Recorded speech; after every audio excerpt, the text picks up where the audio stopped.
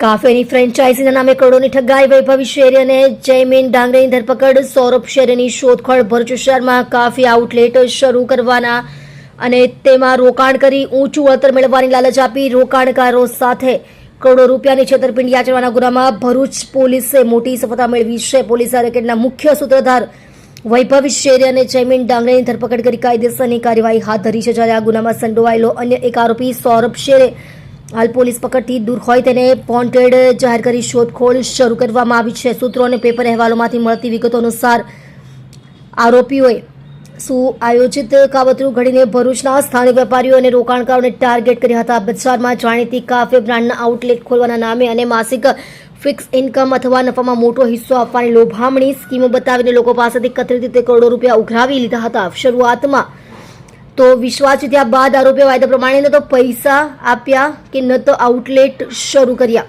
પોતાની મહેનતની કમાણી ડૂબી જતા આરોપીઓ દ્વારા અસંતોષકારક જવાબ મળતા આખરે ભોગ બનનાર રોકાણકારોએ આ મામલે ભરૂચ પોલીસ મથકે વિધિવત ફરિયાદ નોંધાવી હતી. ગુનાની ગંભીરતા અને આર્થિક આંકડો કરોડોમાં હોવાના પગલે ઉચ્ચ પોલીસ અધિકારીની સૂચનાથી અલગ અલગ ટીમો બનાવી તપાસનો ધમધમાટ શરૂ કરાયો હતો.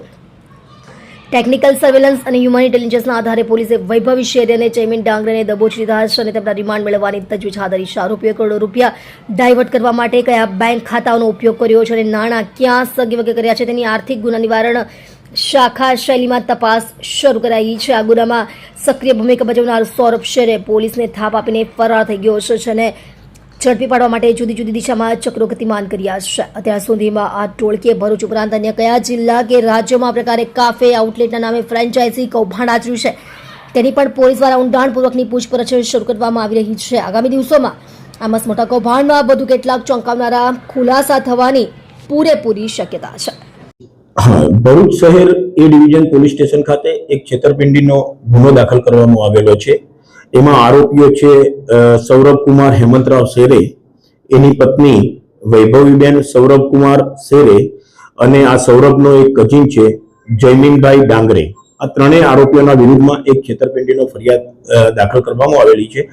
એમાં આ જે ત્રણેય આરોપીઓ છે એ એવી એક જાહેરાત કરતા કે પોતાની પાસે એક કંપની છે સ્પાઇસ બિયર્સની અને એ કંપનીના નામ હેઠળ એક ક્રાફ્ટ કુલચા ની એક ફ્રેન્ચાઇઝી આપવા માંગે છે જુદા જુદા વિસ્તારમાં. તો જે કોઈ એ ફ્રેન્ચાઇઝી જોઈતી હોય તો એનો સંપર્ક કરવો. આ રીતની જાહેરાતના આધારે કેટલાક અરજદારો દ્વારા આ ત્રણેય જણાનો સંપર્ક કરવામાં આવેલો. એ પૈકી આ ફરિયાદી છે આશીષભાઈ નેલ્સન કુમાર ક્રિશ્ચન, એમને પણ આ ક્રાફ્ટ કુલચાની ફ્રેન્ચાઇઝી લેવા માટે આ ત્રણેય જણાનો સંપર્ક કરતા એમની ફ્રેન્ચાઇઝી લેવા માટે ડિપોઝિટ પેટે તમારે પૈસા જમા કરાવવા પડશે એમ કરીને ટુકડે ટુકડે એમની પાસેથી 26 લાખ રૂપિયા જેટલી માતબર રકમ જમા કરાવડાવેલી. ત્યારબાદ એમને કોઈ ફ્રેન્ચાઇઝી પણ નહીં આપેલી અને કોઈ એમને રકમ પણ પરત નહીં કરેલી. આ રીતે આ ફરિયાદી આશીષભાઈનું આ ત્રણેય જણાએ ચીટિંગ કરી દેતા એ ડિવિઝન પોલીસ સ્ટેશન ખાતે આ ત્રણેય આરોપીઓના વિરુદ્ધમાં ચીટિંગનો ગુનો દાખલ કરવામાં આવેલો છે. એ પૈકી ત્રણ પૈકી આ વૈભવી શેરે અને જયમીન ડાંગરેની એ ડિવિઝન પોલીસ સ્ટેશન ખાતે ધરપકડ કરવામાં આવેલી છે. એમના રિમાન્ડ મેળવીને આ દિશામાં આગળની તપાસ કાર્યવાહી હાથ ધરવામાં આવેલી છે. આ ઉપરાંત આ ત્રણેય આરોપીઓના વિરુદ્ધમાં 2 દિવસ અગાઉ એક હાર્દિક રોહિત નામના ફરિયાદીએ પણ ફરિયાદ આપેલી છે અને આ જ રીતે હાર્દિક રોહિત નામના ઈસમ પાસે પણ આ ત્રણેય જણાએ 8,51,000 રૂપિયા જેટલી છેતરપિંડી કરેલી હતી. તો આ સિવાય પણ બીજા ઘણા લોકો સાથે છેતરપિંડી કરી હોઈ શકે છે. તો એ દિશામાં પણ પોલીસ આગળની તપાસ કરી રહેલ છે.